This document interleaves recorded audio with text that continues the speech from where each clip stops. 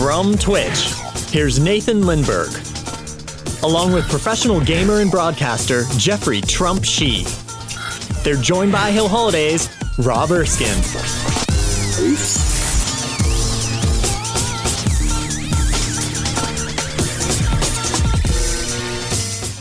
Oh, what's up, guys? Thank you so much for coming. This is a nerd dream of mine. This is everything. How are we doing? Good. This is Awesome. Fun event to be. It's a nice, crisp, clear day here in Boston. Yeah, right? It's pretty lucky. Should we jump right into it? We actually have a little hype video about Twitch that we like to show off. Wow! Say hi, Dave!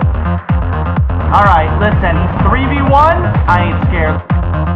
Everything that happens on Twitch is live. The broadcaster is talking directly to the chat as it's happening, and the chat is also interacting with each other. I think the simplest way to put it is that Twitch is sort of redefining the way that gamers get their information, that gamers process this information. Yeah, Bucksfan says, I only bought this game because you made it look so fun. It is fun. So you can chat with other people live in real time and share the experience. Oh my gosh, did you just see what he just did right now? That was amazing.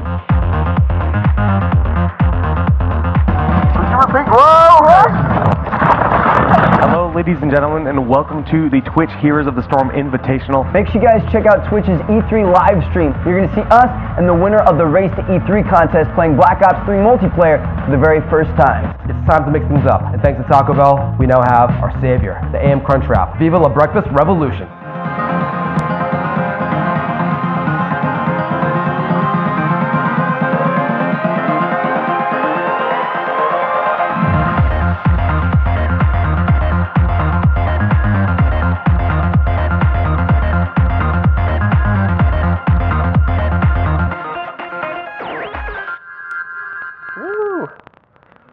There it is. There it is.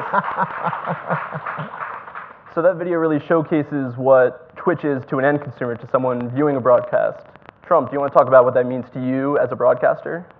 Yeah, I mean, Twitch is basically my life. I live and breathe it. I am a broadcaster on Twitch. I have a really set schedule, and as someone who really likes playing games and performing, I'm just one of the people who is on Twitch and really loves it. Yeah. It's really interesting how it's kind of created a whole nother job, like genre. Yeah. Performer, entertainer. We've had a lot of different people talk about how watching people play video games is kind of this like, I'm not sure that's a thing. And I can tell you it is a thing. It is a big thing. It is something to kind of wrap your head around. But Jeff is a great example of just someone who streams constantly, has a great following, and is really redefining what it is to be a celebrity in this kind of gaming ecosystem. Yeah, definitely. So Trump, you said that you have a very set schedule. I think you stream, every day, 6 hours a day. And then on top of that, you also create, a couple of YouTube videos a day. So you probably spend more time at a computer than the average person, spends at a desk here. How do you do it? How do you create so much content? Well, it's just because I really love what I do. When I started, it was more than 5 years ago. I started broadcasting because I have a really big passion for gaming. It's basically my thing. I love doing it, and I brag to all my friends that I am a video game player, but as my full-time job.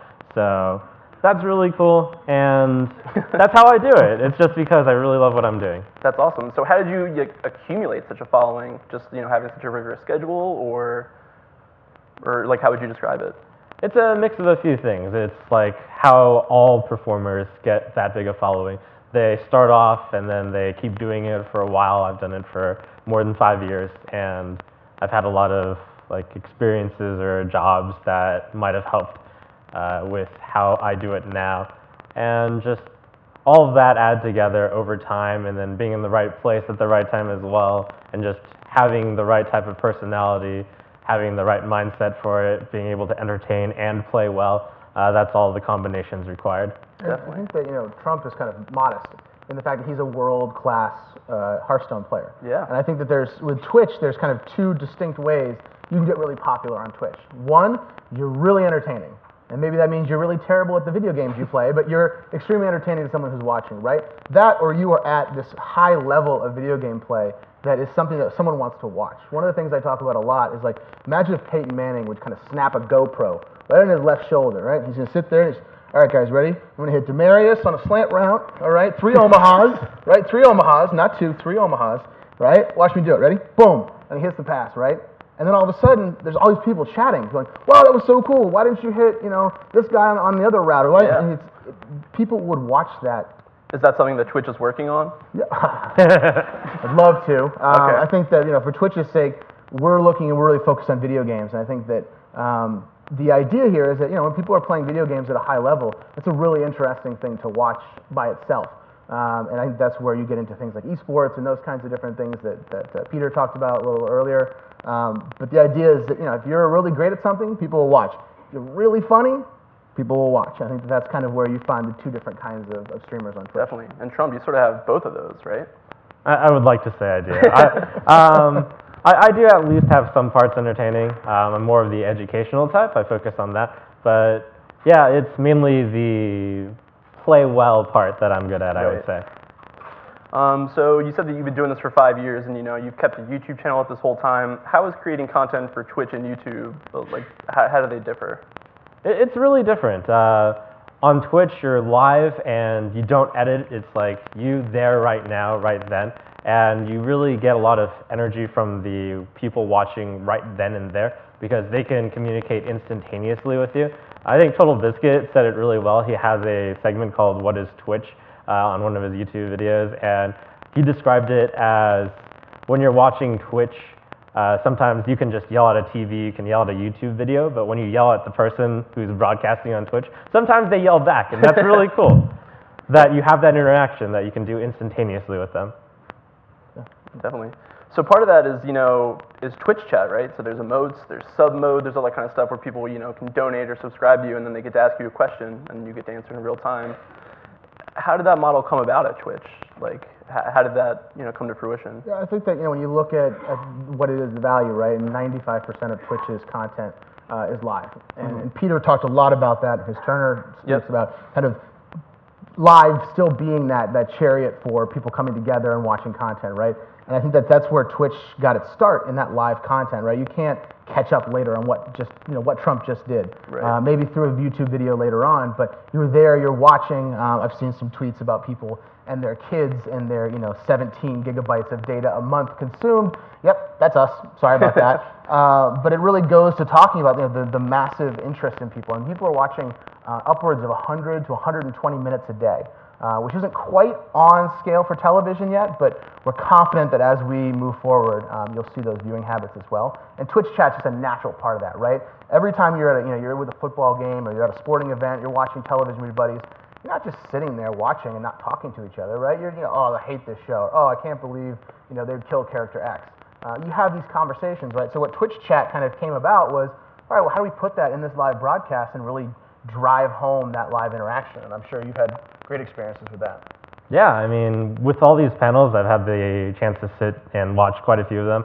You guys have thrown out the term millennials a lot, so I'm kind of that generation, and it turns out that a lot of us like watching video games over like real sports now, and it's really cool to just follow those people around. You can do that on Twitch. Yeah, so you actually told me backstage that this audience is actually like 10 years older than what you're usually, That's right. I mean, I've also seen a few of you, like, those of you who actually recognize me, like, while I was standing for lunch, a few of you came up, asked for pictures, and that's really cool. You guys are hip with it. For those of you who don't, like, you're missing out. This is a new big thing. Yeah. Yeah, go home tonight and tell your kids that you got to hang out with Trump, and not the presidential candidate, the cool gaming guy, and we can watch their face light up. Yeah. So Trump, you're also known as the mayor of Value Town because you get a lot of value out of all the different plays you make. How did you obtain that title, and how has that sort of helped you get into like esports? Yeah, that's a really cool title that I've picked up.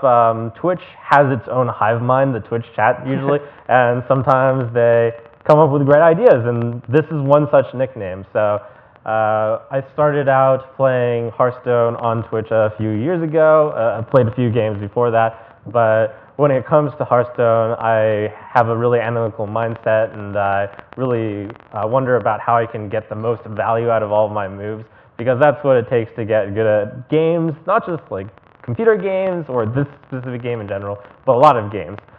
So they dubbed me the mayor of Value Town because I kind of present with a like scholarly fashion. So they're like, okay, you're the mayor, and you might as well focus on this value. So that's how I got the name. It's helped me with esports because I do follow that mindset in tournaments as well, just focusing on what the best move is in terms of long-term value, which is, there are a lot of ways to play the game. You might think, oh, of course that's the best way to play, but it turns out there are different subsections or strategies, and value is one of them. To just talk a little bit about Hearthstone, just in case people aren't familiar, it's a trading card game. It's a digital trading card game made by Blizzard, same people that make World of Warcraft, Diablo, those games. So if you think about like Magic the Gathering back in the day, Pokemon, where you collect cards and you play those cards, same kind of idea. And so when you watch competitive Hearthstone, it's a lot like watching kind of competitive chess. And it's really interesting because most people are like, oh, gamers, it's got to be instantaneous action, right? And Hearthstone's actually growing into one of the top esports in the world because of people who are really interested in that analytical mindset. And it's a really interesting kind of transition to the gaming industry. Definitely. We actually have a short clip of Trump competing at Road to BlizzCon that we'll roll right now. I'm wondering if there's a chance Trump can also lead his opponent. Trump. If he juggles correctly, but I think he can't. No, I don't think so. I think it's the only chance for Trump to lethal here would be Old Murkai, or maybe the War Leader. How much is the War Leader gonna be if he gets that? Extra 4? Oh, I think is that lethal? 5, 8, 12, with the 13, weapon. Yeah, 17 damage. More than enough. And Trump is going to take this game. That's the power of Murloc Knight. That's the power of Murloc Knight. So I probably shouldn't be admitting this here because I work at Holliday, but I was actually watching this live at work. Research, exactly. And I had the same enthusiasm, as the commentators, So this is like really interesting stuff. People are really into this. I think that one of the things that go with that is the numbers, right? We could show this, and a lot of people are like, what just happened? Right. And I get that. It's sometimes confusing, right? But when you look at these tournaments, you're seeing these tournaments selling out stadiums. We had an event recently in Madison Square Garden that sold out MSG. The Knicks can't sell out MSG anymore. Yeah. And this video game is doing that. Sorry, Knicks fans.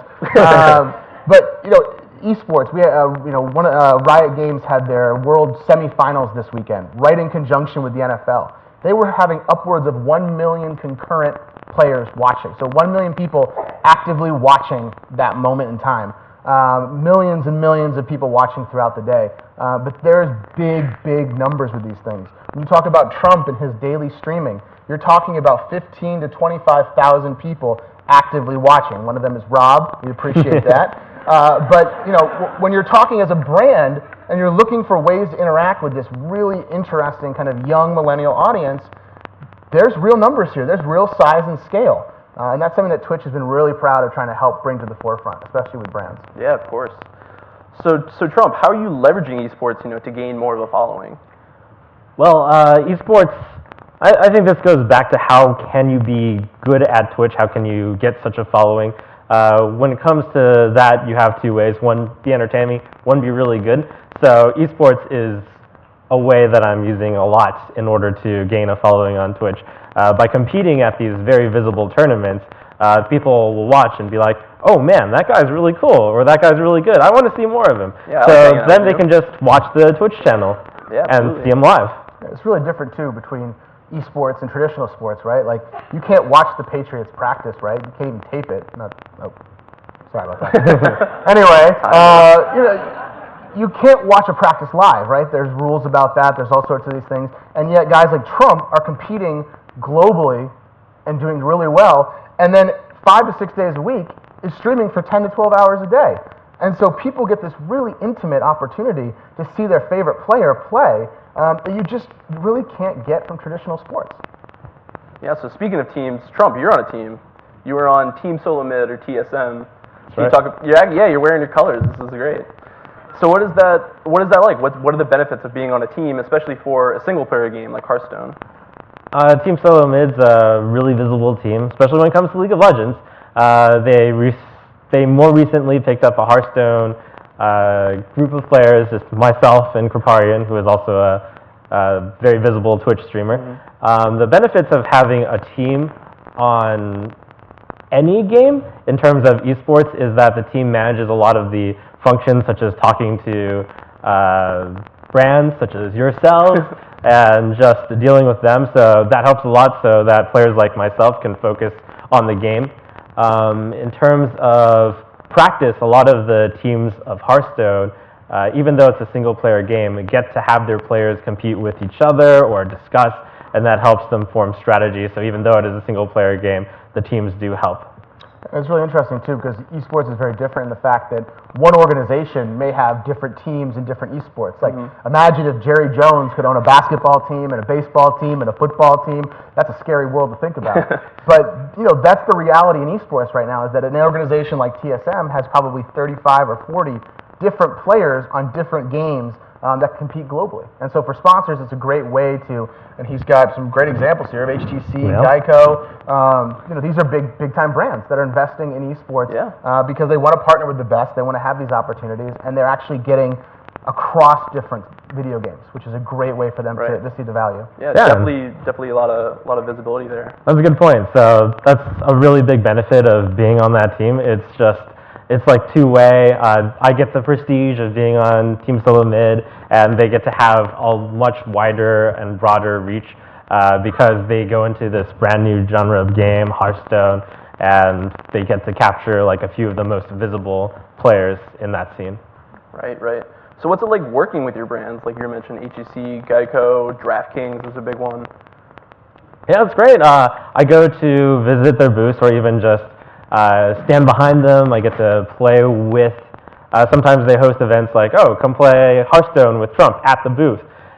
So I go to the live conventions that they have, and I just set up, and it's really fun to see people come in to the sponsor's booth and like take the pictures, get autographs, actually sit down and play a Hearthstone game with Trump. So I do that type of interaction. Their brand is visible on my stream at all times as well. So that's just another way that brands are getting into media through esports. We talked a lot about authenticity today too, right? And sponsoring players, sponsoring organizations gives kind of an altruistic way to get yourself into the sport. And it helps you align your brand with someone who is actively playing and actively participating. Again, Trump's a humble guy. When he does a play session at an event like a Penny Arcade or an E3 or New York Comic Con, the line is wrapped around that booth 2 or 3 times. There's thousands of people standing in line 2 to 3 hours just to play a 15-minute match with him. The enthusiasm is there, the excitement's there, and so for brands, it's just a great way to kind of tap into that in that all-important, authentic way. Very nice, very nice. So I think we're actually supposed to wrap it up now. Thank you so much for coming. This was, like I said earlier, a dream for me, so thank you very much. Absolutely.